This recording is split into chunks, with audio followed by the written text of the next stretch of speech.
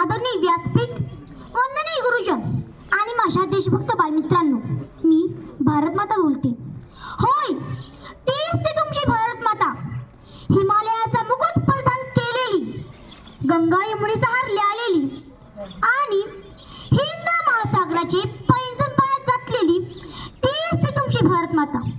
होय होय होय, तीच ती तुमची भारतमाता, जिच्या कुशीत तुम्ही वाढता, जिच्या अन्नावर तुम्ही जगता आणि तिच्या मातीत शेवटी विलीन होता. मी केवळ नकाशावरचा एक कागदाचा तुकडा नाही, तर मी 135 कोटी भारतीयांची धडधड आहे. मी केवळ एक भूखंड नाही, तर हजारो वर्षांच्या संस्कृतीचा श्वास आहे. मी आज मी नकाशातून नव्हे, तर तुमच्या काळजातील धडधडीतून बाहेर पडून तुमच्याशी संवाद साधायला आली आहे. माझा जन्म सिंधू नदीच्या काठावर झाला. माझ्या याच भूमीत छत्रपती शिवरायांनी शून्यातून स्वराज्य निर्माण केले. माझ्या हाताच्या राणीने मिरजा शिंदे दोन्ही मात्र फुंकले.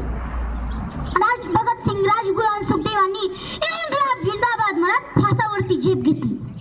माझ्या या भूमीत केवळ राजे महाराजे झाले नाहीत, तर विचारांचे क्रांतिकारी झाले. महात्मा फुले आणि सावित्रीबाई फुले यांनी ज्ञानाची दारे उघडून माझ्या लेकीला शहाणे केली. त्याच महात्मा फुले आणि सावित्रीबाई फुले यांनी शिक्षणाची ज्योत पेटून माझ्या लेकीला स्वावलंबी केली.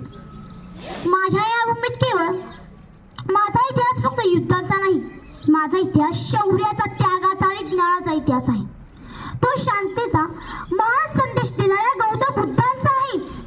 माझा गुरुशैली इतिहास आणि कहाणी असली तरी आज मात्र आनंदी माता म्हणून कौतुकाला नाही, तर एक गाराणी घेऊन आली आहे. प्रगती म्हणजे केवळ उंच इमारती नव्हे, प्रगती म्हणजे आर्थिक सक्षमता नव्हे, प्रगती म्हणजे रस्त्यांची जाळी नव्हे, तर प्रगती म्हणजे फक्त माणसाशीच नव्हे, तर जगातील प्रत्येक घटकाशी माणसासारखे वागणे होय, म्हणजेच प्रगती होय. म्हणूनच माझी थोडी गाणं आहे का.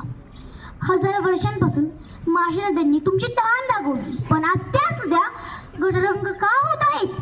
संविधानाने स्वतंत्र, समता, बंधुत्व दिले, मग तुम्ही धर्म, पंथ, जात पात यावरून भांडून माझे बलिदान का भांडत आहात? सीमेवरील जवान भारतीय म्हणून बलिदान देतात, तर तुम्ही भारतीय म्हणून का राहू शकत नाही? जी जर तुम्हाला श्वास देतात त्यांना का कापून टाकता? जो शेतकरी ऊन, वारा, पावसासाठी शेतामध्ये घाम गावतो, त्याच्या धनलांबा का मिळत नाही? त्याच्या आत्महत्या का थांबत नाही?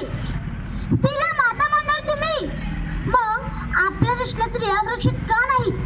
ज्याशिवाय तुम्ही या प्रश्नांचे उत्तर शोधाल आणि त्याप्रमाणे वागाल खऱ्या अर्थाने, तेव्हा तुम्ही आणि तुमची भारतमाता स्वतंत्र लोकशाहीची खरी हकदार होईल. शेवटी मी इतकंच म्हणेन, ना हिंदू ना मुसलमान, शीख ना ईसाई, ना हिंदू ना मुसलमान, शीख ना ईसाई. माझ्यासाठी प्रत्येक भारतीय हीच माझी खरी ओळख आहे. मी तुमची आहे, तुम्ही माझी व्हा.